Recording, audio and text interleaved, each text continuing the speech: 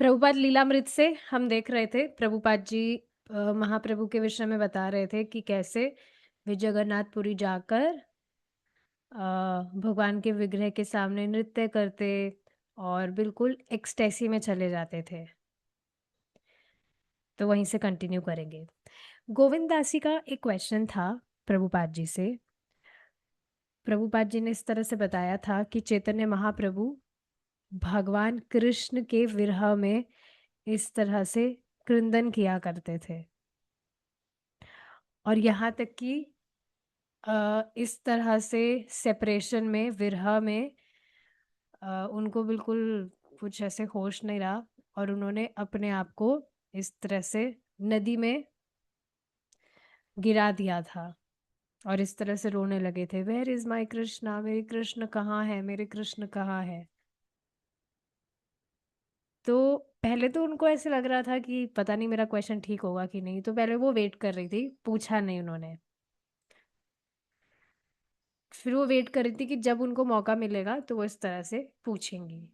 तो एक बार शाम को प्रवचन के बाद में जब प्रभुपाद जी ने पूछा अगर किन्हीं का कुछ क्वेश्चन है तो पूछ सकते हैं, तो कोई भी नहीं था जिसका कुछ क्वेश्चन था। तो गोविंदासी ने पूछा कि शायद अब मेरे पास में चांस है, लेकिन उनको थोड़ा हेजिटेशन हो रहा था क्योंकि अभी उन्होंने जो प्रवचन किया प्रभुपाद जी ने उससे रिलेटेड वो क्वेश्चन नहीं था और इस तरह से पब्लिक में क्वेश्चन पूछना उनको अच्छा नहीं लगता था। तो प्रभुपाद जी ने फिर लास्ट में कहा कोई क्वेश्चन नहीं है, सब इस तरह से सबकी तरफ देखने लग गए।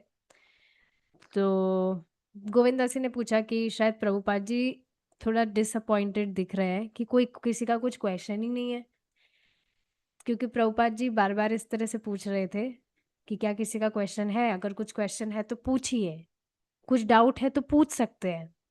फिर से लास्ट में प्रभुपाद जी ने पूछा क्या किन्हीं का कुछ क्वेश्चन है। तो फिर गोविंदास जी ने इस तरह से कहा कि हाँ, क्या आप चैतन्य महाप्रभु के विषय में बता पाएंगे कि वो किस तरह से पूछ रहे थे कि कृष्ण कहाँ है। तो प्रभुपाद जी को क्वेश्चन समझ नहीं आया, प्रभुपाद जी पूछ रहे थे क्या। तो फिर उन्होंने और इलेबोरेट किया कि क्या आप बता पाएंगे कि कैसे चैतन्य महाप्रभु इस तरह से पानी में गिरकर पूछ रहे थे कि मैं कृष्ण कहाँ है। तो प्रभुपाद जी ने कहा हाँ हाँ, ये बहुत अच्छा क्वेश्चन है और मैं बहुत खुश हूँ आपने क्वेश्चन पूछा। फिर प्रभुपाद जी ने इस तरह से उत्तर दिया कि चैतन्य महाप्रभु कृष्ण भक्ति का एक सर्व उत्कृष्ट एग्जाम्पल है भगवान कृष्ण के भक्त के रूप में। तो उनका उनकी जीवनी हम देख सकते हैं। उन्होंने कभी ऐसा नहीं कहा कि मैंने कृष्ण को देख लिया, मुझे कृष्ण के दर्शन हो गए। कभी उन्होंने ऐसा नहीं किया। वो कृष्ण के पीछे पागल थे और यही बेसिकली साधन है चैतन्य फिलॉसफी का। ये इसको कहते हैं विरह। विरह का मतलब सेपरेशन। सेपरेशन कि कृष्णा आप इतने अच्छे हैं, आप इतने कृपालु हैं, you are very nice, but मैं एक नंबर का रास्कल हूँ, मैं एक नंबर का नालायक हूँ, एक नंबर का मैं पापी हूँ कि और इस वजह से मैं आपको देख नहीं पा रहा हूँ। मेरी कोई योग्यता नहीं है कि मैं आपको देख सकूं। तो इस तरह से एक भक्त को महसूस करना चाहिए, इस तरह का भाव उसका होना चाहिए अगर किसी को भी भगवान कृष्ण से विरह हो रहा है तो, कि कृष्ण मैं आपको देखना चाहता हूँ लेकिन मैं इतना ज़्यादा डिस्क्वालिफाइड हूँ, मुझ में कोई काबिलियत नहीं है कि मैं आपको देख सकूं। ये जो विरह की फीलिंग्स हैं ये आपको कृष्ण भावनामृत में प्रगति कराएंगी। फीलिंग्स ऑफ सेपरेशन, ये नहीं कि कृष्णा ने मुझे कि कृष्णा मैंने आपको देख लिया है, खत्म, मैंने आपको समझ लिया है, खत्म, मेरा बिजनेस अब खत्म हो गया है, सब कुछ मैंने पा लिया है। तो ऐसा नहीं है, ये सब नहीं होना चाहिए। अपने आप को इस तरह से, यही नम्रता है, इस तरह से सोचना कि मैं कृष्ण को देखने के लिए अभी फिट नहीं हूँ। That will enrich you in Krishna consciousness. इससे रिलेटेड देखिए, एक और बहुत सुंदर बात मुझे शेयर करनी थी। श्रील भक्तिसिद्धांत सरस्वती ठाकुर जी इस तरह से बताते हैं कि ये जो अन्य अभिलाषाएं हैं हमारी भगवान से इतर, जो भी इच्छाएं हैं हमारी भौतिक, वह कीड़ों की तरह है। जैसे किसी भी व्यक्ति के पेट में कीड़े हो जाते हैं, पता नहीं आपके साथ ऐसा हुआ कि नहीं, मुझे याद है मेरे साथ ऐसा हुआ था, क्योंकि मैं बचपन में बहुत चॉकलेट्स खाती थी, मेरे दांत में भी कीड़े लग गए थे और पेट में भी थे, बहुत दवाई वगैरह ली थी। तो किसी भी व्यक्ति के पेट में अगर कीड़े हो जाते हैं तो वो कितना ही भोजन खाए, वो मोटा नहीं हो पाएगा, उसका वेट बढ़ेगा नहीं, क्योंकि उसका सारा भोजन वो कीड़े खा जा रहे हैं। तो उसी तरह से कोई भी व्यक्ति बहुत भक्ति कर रहा है, करता हुआ दिख रहा है, लेकिन अगर वह इन अन्य अभिलाषिताओं से युक्त है, कृष्ण के अतिरिक्त और इच्छाएं हैं, तो फिर उस तरह से वह अपनी भक्ति में प्रगति नहीं देख पाएगा। प्रगति यद्यपि उसकी हो रही है, पर जो विजिबल ट्रांसफॉर्मेशंस हैं वो उस तरह से उसको नजर नहीं आएंगे, क्योंकि ये जो अन्य अभिलाषाएं हैं ये कीड़ों के समान है। जैसे वो कीड़े उस व्यक्ति का पूरा खाना खा जा रहे हैं, उसका वेट वगैरह कुछ नहीं बढ़ रहा है, सो सेम वे ये अन्य अभिलाषाएं कीड़े की तरह है, जो हमारी भक्ति लता को इस तरह से, मतलब भक्ति में हम बेसिकली उस तरह से प्रगति नहीं देख पाते हैं। तो बहुत ज्यादा जरूरी है इस बात को समझना कि हम भक्ति कर क्यों रहे हैं। We are serving Krishna to develop our relationship with him.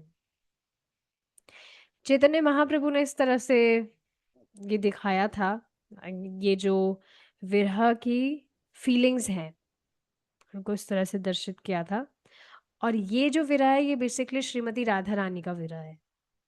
जब कृष्णा वृंदावन से अपनी जगह आ गए थे, अपनी मतलब मथुरा में उनके पिताजी के यहाँ पर, तो श्रीमती राधा रानी इस ही तरह से विरह महसूस कर रही थी, हमेशा कृष्ण के विरह में, हमेशा कृष्ण के लिए पागल जैसा।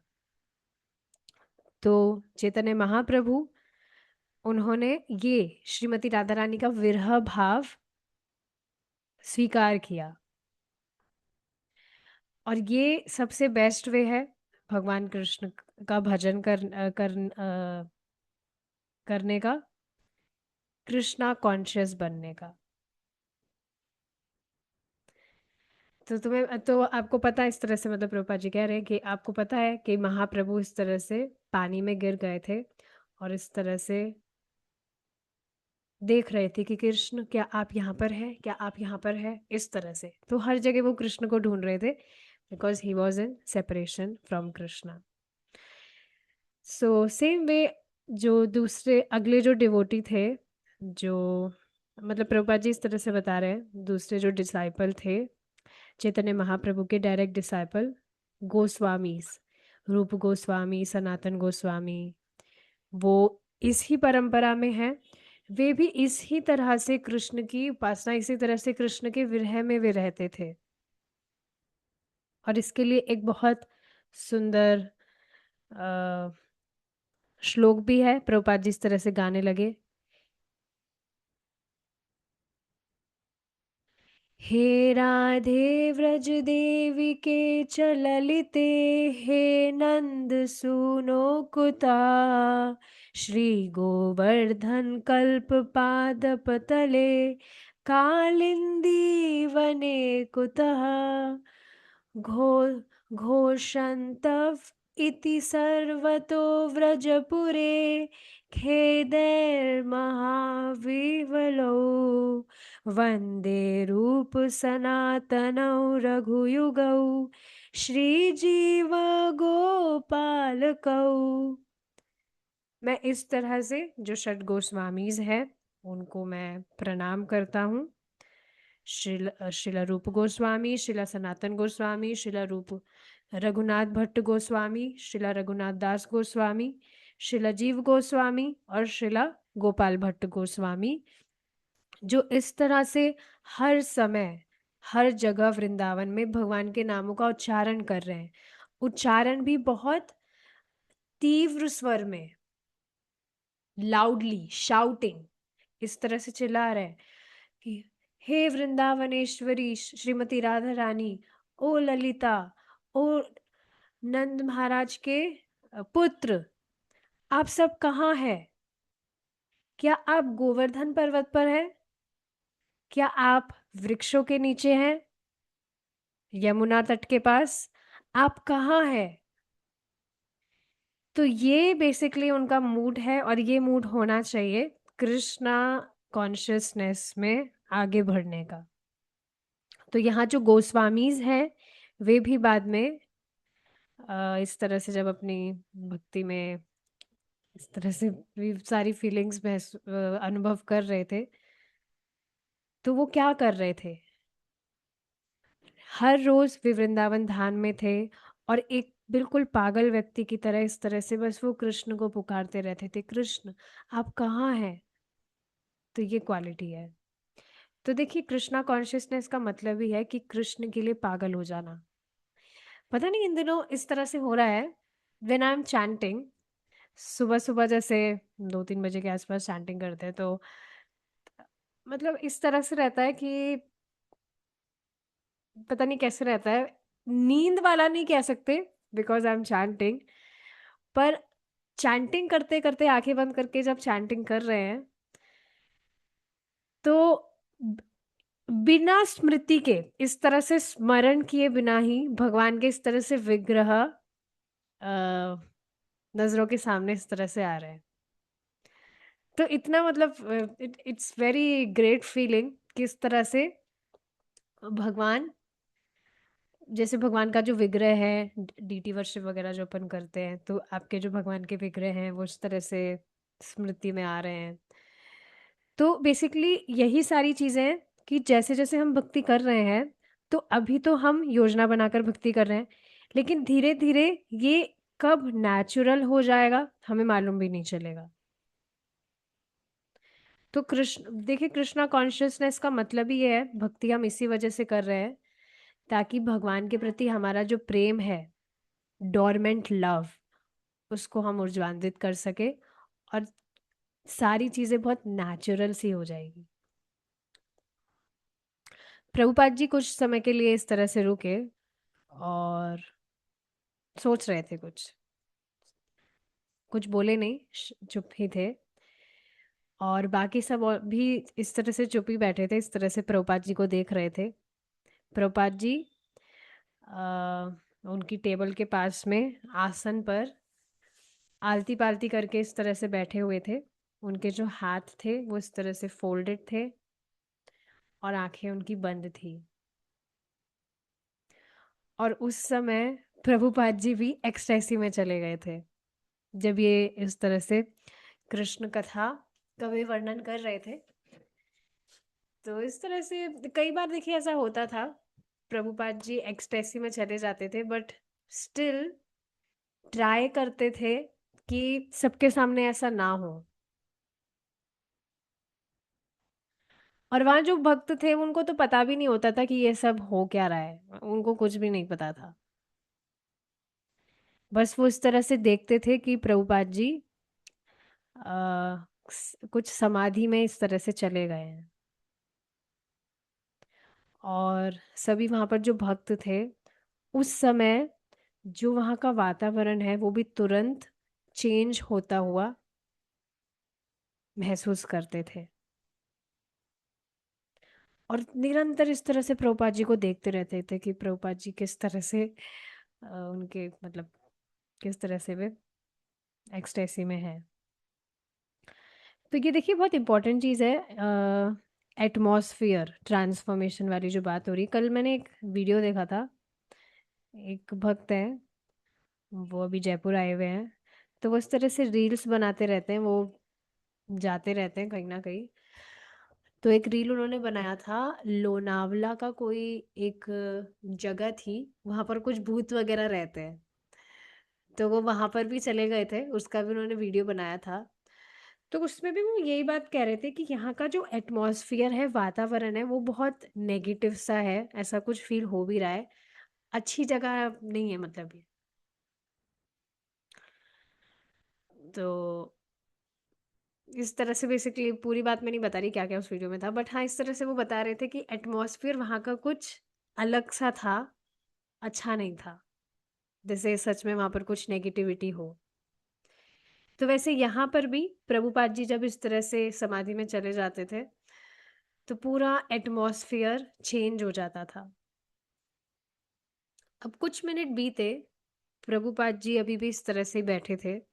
फिर थोड़े समय बाद उन्होंने अपनी आंखें खोली, जो इस तरह से आंसुओं से भरी हुई थी।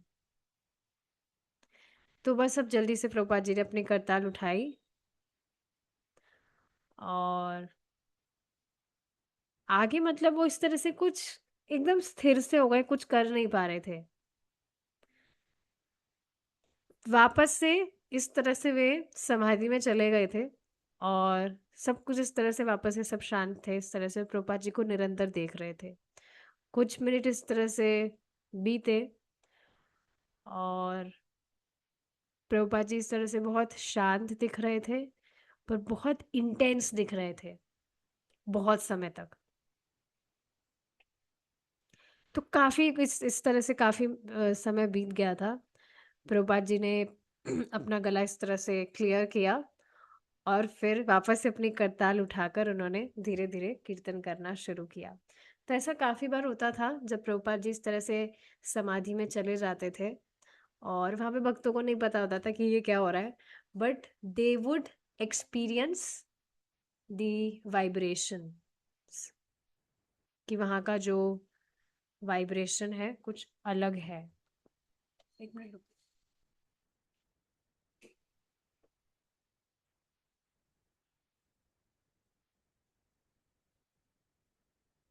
हम्म। ठीक है। तो फिर अब प्रभुपाद जी ने कीर्तन करना शुरू किया। एक जो भक्त थे वहां पर, वो हारमोनियम उन्होंने उठाया, हारमोनियम बजाने लगे और प्रभुपाद जी गाने लगे,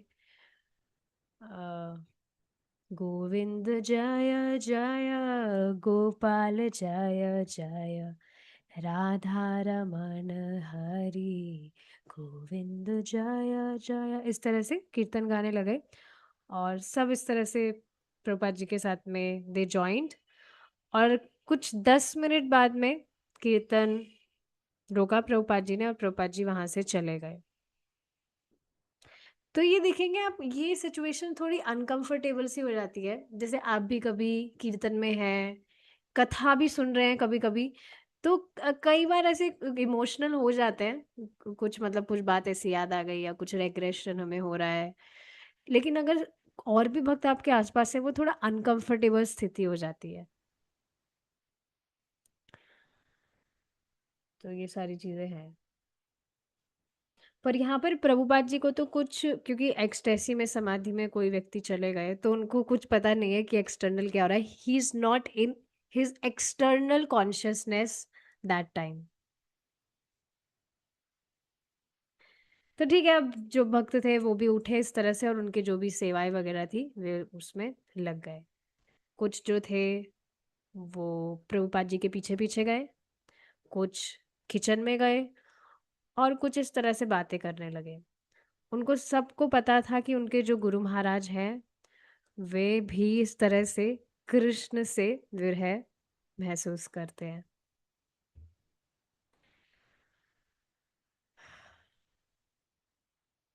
तो हाँ इस तरह से पहले उनको कुछ पता नहीं था कि ये कुछ एक्सटेसी वगैरह है, बट प्रभुपाद जी के इस तरह से प्रेजेंस में रहकर काफी समय तक, और काफी समय तक इस तरह से जब शांति वहां रहती थी, तो उनको इस तरह से महसूस हुआ था कि ये कृष्ण के प्रति जो प्रेम है उसके ही लक्षण है। अब प्रभुपाद जी के जो डिसाइपल्स थे, उनके इनविटेशन पर, मतलब प्रभुपाद जी ने इस तरह से डिसाइड किया था कि वहाँ बीच पर वे कीर्तन करेंगे। मान गए थे प्रभुपाद जी, जब भक्तों ने इस तरह से प्रभुपाद जी को कहा था। तो ट्यूसडे की नाइट को वहाँ पर टेम्पल में तो कुछ कीर्तन और लेक्चर नहीं होना था। वे सब इस तरह से कार में गए, कार में बैठे, और कम से कम 12, करीब 12 दीक्षित भक्त प्रभुपाद जी के,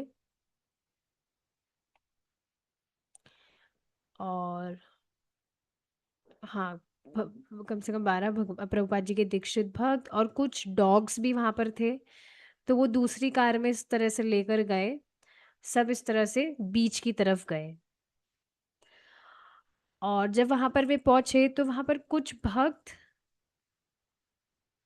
ऑलरेडी वहां बीच पर थे, कुछ इस तरह से तैयारियां वगैरह कर रहे थे। और क्योंकि ये रात का समय था तो कुछ वो बॉनफायर वगैरह भी वहां पर लगा रहे थे रोशनी के लिए। अब यहाँ पर इस तरह से बताया जा रहा है कि दोपहर के बाद में का जो समय होता है, जब शाम होने वाली होती है, तब से ही थोड़ी ठंडी हवाएं वहां पर चलने लगती है। और देखिए बीच एरिया है, तो बीच एरिया तो वैसे भी बहुत ठंडा होता है। तो वहां पर इस तरह से बहुत ठंडी ठंडी हवाएं इस तरह से चल रही थी। प्रभुपाद जी अच्छे से अपने आप को कवर करके गए थे, लॉन्ग कोट उन्होंने पहना हुआ था, और अपना जो भी स्वेट शर्ट वगैरह होता है, स्वेटर टाइप, वो इस तरह से पहन कर गए थे। और कीर्तन के दौरान वे इस तरह से तालियां बजा रहे थे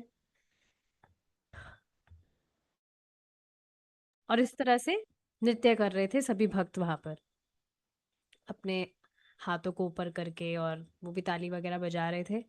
सब इस तरह से सर्कल में कीर्तन कर रहे थे, नृत्य कर रहे थे। और धीरे धीरे, जब, अभी देखिए इस बात को समझिए, ये जो अभी हमने बात की थी कि वहां टेम्पल में मंगलवार की रात को कोई भी कीर्तन या लेक्चर नहीं होना था, क्योंकि यहाँ बीच पर वे होंगे। लेकिन वहां बीच पर वे शाम के समय ही चले गए थे। और अब धीरे धीरे जैसे जैसे जो सूर्य है वह अस्त हो रहा था, तो सभी भक्त इस तरह से वहां पर और जोर जोर से कीर्तन कर रहे थे, हरि बोल इस तरह से जोर जोर से बोल रहे थे। और क्योंकि वो बीच एरिया था, बीच एरिया मतलब वहां पे समुद्र होता है, तो वहां समुद्र की लहरें भी आ रही थी, जैसे ना जगन्नाथपुरी में भी है। आ, वो बेसिकली समुद्र है जहां पर स्वयं श्रीमन चैतन्य महाप्रभु ने हरिदास ठाकुर जी को उस समुद्र में इस तरह से कुछ बताया था कि हरिदास ठाकुर जी उस समुद्र में इस तरह से थे, नहाए थे स्वयं। तो इस वजह से वो बहुत ऑस्पिशियस जगह है। तो वहां पर भी एक भक्त ने एक वीडियो शेयर किया था जिसमें बहुत ऊंची ऊंची लहरें उस स्थान की इस तरह से उठ रही थी, जो भी ओशन है वो, समुद्र। तो इस तरह से यहाँ पर भी ये सारी चीजें हो रही थी और बहुत ठंडी ठंडी हवाएं चल रही थी, जिसकी वजह से कीर्तन का जो वॉल्यूम था वो थोड़ा कम था, कम लग रहा था, क्योंकि बहुत जोर जोर से हवाएं चल रही थी। तो बहुत तेज इस तरह से आवाज होती है, हवाएं चलती है और ऊपर से समुद्र की लहरें इस तरह से ऊपर उठ रही है। तो वहां पर ऑलरेडी भक्तों ने बॉनफायर वगैरह लगाया हुआ था, तो सब वहां उसके आसपास ही थे, चारों तरफ इस तरह से बैठे थे।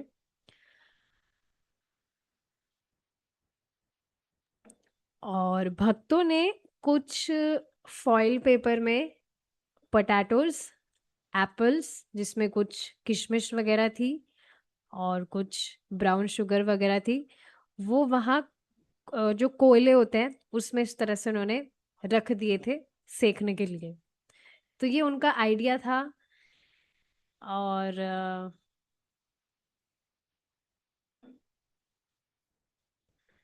प्रभुपाद जी भी इस तरह से, उनका ये जो आइडिया था बीच पर इस तरह से कीर्तन करना, सभी भक्त, सभी लोग इस तरह से ज्वाइन करें, तो प्रभुपाद जी को भी बहुत अच्छा लगा था ये आइडिया। अब हरिदास और हयग्रीव जो प्रभुपाद जी के शिष्य हैं, इन्होंने नारद मुनि के लिए एक सॉन्ग कंपोज किया था, और वो सॉन्ग उन्होंने प्रभुपाद जी को गाया था, जो भी सॉन्ग उन्होंने किया। अब वो सॉन्ग क्या था, यहाँ पर इस तरह से कि मेंशन भी है। Do you know who is the first eternal spaceman of this universe? The first to send his wild, wild vibrations to all those cosmic superstations. For the song he always shouts, sends the planets flipping out. But it will tell you before you think me loony that I am talking about Narad Muni. Singing Hare Krishna, Krishna Krishna, Hare Hare, Hare Rama, Rama Rama, Hare Hare. तो ये उन्होंने कुछ song इस तरह से लिखा है। और ये थोड़ा इसमें बेसिकली क्या बताया जा रहा है कि पहले कुछ मतलब अजीब सा सॉन्ग है, मुझे इसके लिरिक्स एग्जैक्टली समझ में नहीं आ रहे। तो जब प्रभुपाद जी ने ये गाना सुना उनका, तो प्रभुपाद जी बहुत जोर से हंसे। और प्रभुपाद जी को वो सब कुछ पसंद आता था जिसमें महामंत्र होता था, भगवान के नाम होते थे। तो प्रभुपाद जी ने उनको कहा कि आप और ऐसे गाने कंपोज कर सकते हैं, आपके जो भी लोग हैं, लोगों को गाने वगैरह पसंद है, तो इस तरह से इस बहाने से वो महामंत्र सुन पाएंगे। तो ये सारी चीजें हैं। चलिए मैं एक बात बता देती हूँ, क्योंकि कुछ गलत नहीं है इसमें। यशोमती माता जी की मुझे आज्ञा मिली थी, आज्ञा मतलब परमिशन मिली थी, नॉट आज्ञा। आज्ञा का मतलब ऑर्डर होता है, परमिशन इस तरह से मिली थी। तो बेसिकली मेरा आइडिया क्या था, अभी जो पॉटलक हुआ था, तो इसमें मैं चाह रही थी कि जो भी लोग आए, नए लोग, वो भगवान का नाम कैसे ना कैसे करके गाए। क्योंकि देखिए नए लोगों को ना, जो कीर्तन वगैरह सुन भी रहे हैं वो ठीक है कर रहे हैं, लेकिन इस तरह से इंक्लिनेशन नहीं होता है जिस तरह से नियमित रूप से अगर कोई भक्ति कर रहा है तो होता है। तो इसमें ना मैंने यशोमती माता जी से इस तरह से ग्रुप पर ही पूछा था कि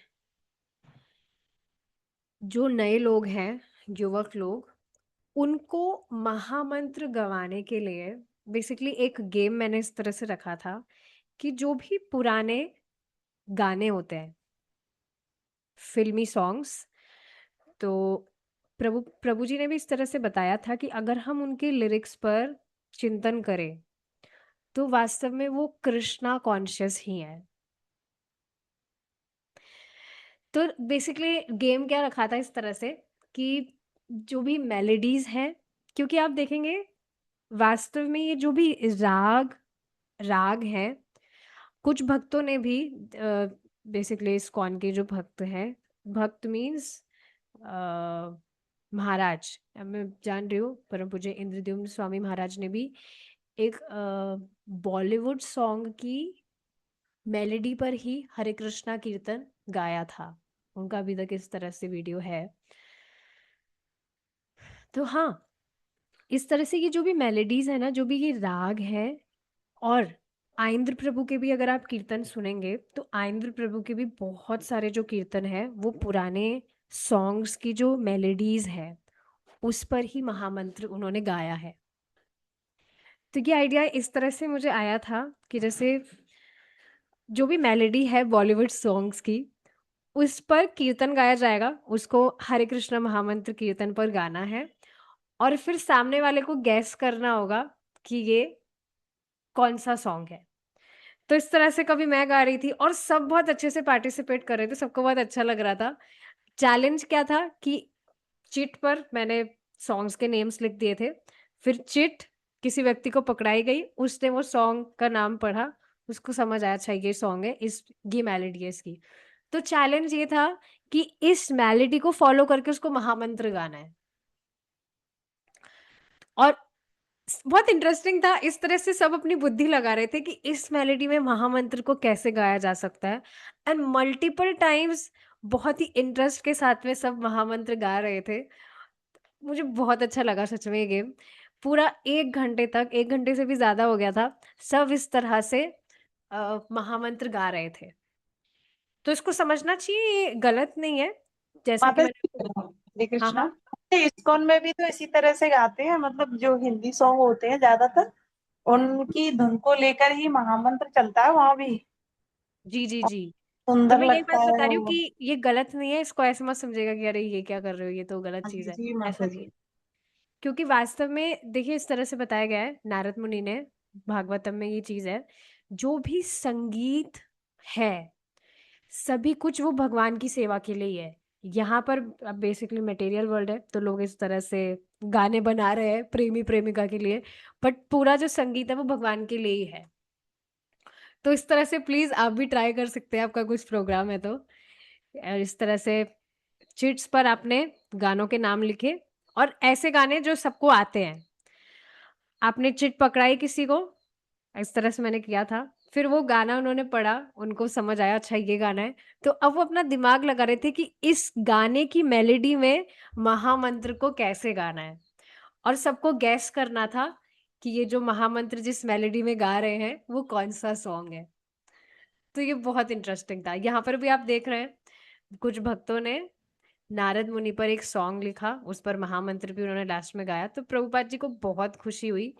जो कुछ भी जिसमें भी इस तरह से महामंत्र होता प्रभुपाद जी को वो बहुत अच्छा लगता था, क्योंकि कैसे जैसे करके लोगों के मुंह पर भगवान का नाम आ रहा है। तो यशोमती माता जी ने भी इस तरह से कहा था कि आ, काफी सारे जो सॉन्ग्स हैं वो ऑथेंटिक राग में है जिस पर महामंत्र गाया जा सकता है। And I was surprise, almost सारे जो गाने थे उस पर बहुत आसानी से महामंत्र गाया जा रहा था, जैसे ये जो मेलेडीज है ये महामंत्र के लिए ही हो। तो हाँ, माता जी ने इस तरह से बताया था कि ये बहुत अच्छा तरीका है जो युवक है उनको भगवान का नाम। मुझे एक सॉन्ग पर गा के बताइए ना। वैसे अभी क्लास के बाद करेंगे ये चीज, अभी रिकॉर्डिंग हो रही है, करेंगे अपन। लेकिन ये आइडिया बहुत सुंदर था। तो प्रभुपाद जी ने कहा कि आप ऐसे और सॉन्ग्स कर सकते हैं कंपोज। अब जब सब साथ में इस तरह से बीच पर चल रहे थे तो वहां पर एक व्यक्ति थे जो थोड़े बुजुर्ग थे, और प्रभुपाद जी ने कहा मुकुंद, तुम्हें इस तरह से गवर्नमेंट को अप्रोच करना चाहिए और उनको बताना चाहिए कि हम इस तरह से, विंड मिल बेसिकली होता है हवा से जो चलता है, और वो कुछ ऊर्जा बेसिकली अट्रैक्ट करता है। तो विंड मिल का मतलब जो बहुत तेज हवा से इस तरह से चलता है और उससे इलेक्ट्रिसिटी वगैरह जनरेट वगैरह होती है, जैसे अभी क्या बोलते हैं उसको, ऊपर जो लग रहे हैं जिससे सूर्य के प्रकाश से आपको ना घर में आपका बिजली का बिल नहीं आएगा, सूर्य के सोलर प्रकाश से। पैनल। क्या? Solar panel. Yes yes, solar panel. तो आपके ना बहुत सुंदर है ये चीज, आपके घर में बिजली का बिल नहीं आएगा अगर आप सोलर पैनल लगा देते हैं। धूप से ही सारी आपको इलेक्ट्रिसिटी वगैरह इस तरह से प्राप्त होगी। हाँ, पवन चक्की माता जी बता रही है। तो हाँ, वो इस तरह से प्रभुपा जी कह रहे थे कि आपको गवर्नमेंट को अप्रोच करना चाहिए मुकुंद, और उनको इस तरह से बताना चाहिए कि हम इस तरह से विंड मिल लगा सकते हैं अगर वो हमें इस तरह से इस जगह पर मंदिर बनवाने दे तो। अब पहले मुकुंद को ये मजाक लग रहा था, लेकिन जब उन्होंने प्रभुपाद जी की तरफ देखा तो उन्हें मालूम चला प्रभुपाद जी तो बहुत गंभीर है इस विषय में, कि यहीं पर वो मंदिर वगैरह बनवाना चाहते हैं और यहाँ पर विंडमिल वगैरह लगाएंगे।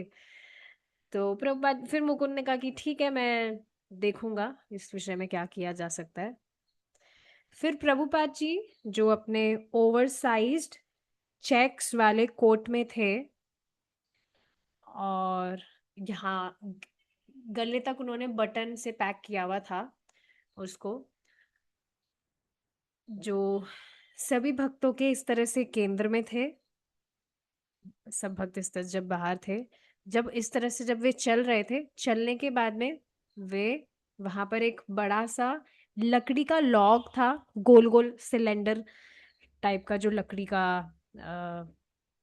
पार्ट होता है उसको लॉग कहते हैं, वहां पर वे बैठ गए थे। और वहां जो उन्होंने भक्तों ने कुछ आलू वगैरह इस तरह से बेक करे थे कोयले पे, उसको वहां पर वो सब पा रहे थे विथ मेल्टेड बटर। और जब इस तरह से उन्होंने खत्म कर दिया था, तो कुछ जो उच्छिष्ट था वो कुत्तों को भी खिला रहे थे, प्रसाद था।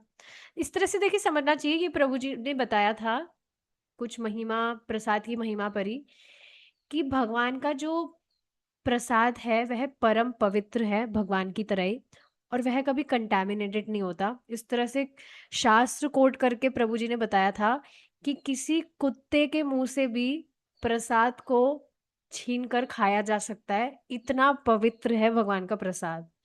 तो भगवान का प्रसाद कभी कंटैमिनेटेड नहीं होता है, परम पवित्र है।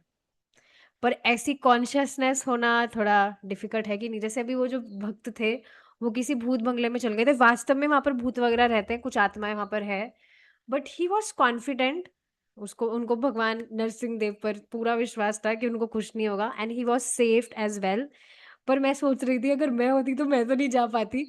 यदि भी पता है कि भगवान साथ है, नारायण कवच भी पहना है, कंठी माला पहनी है, सब पहना है, पर नहीं जा पाती। मैं रात को 11 बजे के समय वो गए थे वहां पर, तो मैं तो नहीं जा पाती।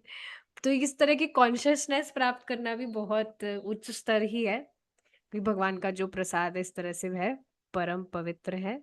तो आपका कुछ प्रसाद बच जाता है, तो इस तरह से पशुओं को दिया जा सकता है, उसमें कुछ ऐसे पाप वगैरह नहीं लगता है, क्योंकि भगवान का प्रसाद अपवित्र नहीं होता है। अब जैसे जैसे अंधेरा हो रहा था,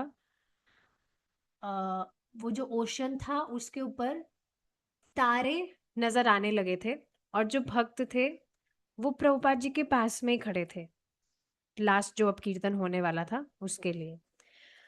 और जैसे टेम्पल में सब प्रभुपाद जी को इस तरह से प्रणाम करते हैं, और प्रभुपाद जी को भी, और बेसिकली जो भी प्रेयर्स, जो जय ध्वनि होती है ना लास्ट में मंगला आरती में, उसमें बेसिकली इस तरह से प्रणाम किया जाना चाहिए, झुक कर इस तरह से बैठ जाना चाहिए। तो उस तरह से जैसे मंदिर में सब करते थे, प्रभुपाद जी ये सारे प्रेयर्स जब बोलते थे, तो यहाँ पर भी सब इस तरह से नीचे इस तरह से प्रणाम की पोजीशन में बैठ गए। और एंड में प्रभुपाद जी ने इस तरह से कहा, all glories to the assembled devotees, all glories to the assembled devotees, all glories to the Pacific Ocean. जो यहाँ पर कीर्तन हम कर पाए, सब इस तरह से फिर हंसने लगे।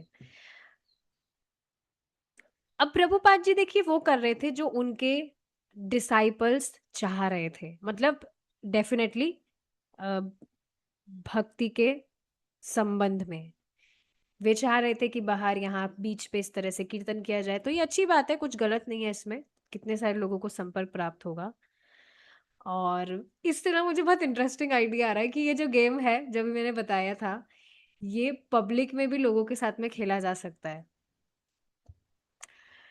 तो इस तरह से बस प्रे है कि भगवान ऐसे ही बहुत सुंदर सुंदर आइडियाज देते रहे, ताकि भगवान का ये जो प्रचार है ये बढ़ता रहे, कैसे ना कैसे बस लोगों को भगवान के नाम का संपर्क प्राप्त होता रहे।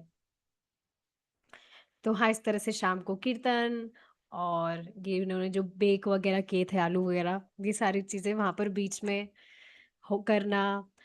और वे भी बेसिकली ये कनेक्टेड था, जो प्रभुपाद जी के डिसाइपल्स थे वो वही कर रहे थे जो प्रभुपाद जी चाह रहे थे, और प्रभुपाद जी वो कर रहे थे जो उनके भक्त चाह रहे थे, बाहर इस तरह से कीर्तन वगैरह होना, है ना, महामंत्र चैंटिंग होना, और कीर्तन होना, भगवान कृष्ण के भक्त लोग बने और खुश रहे।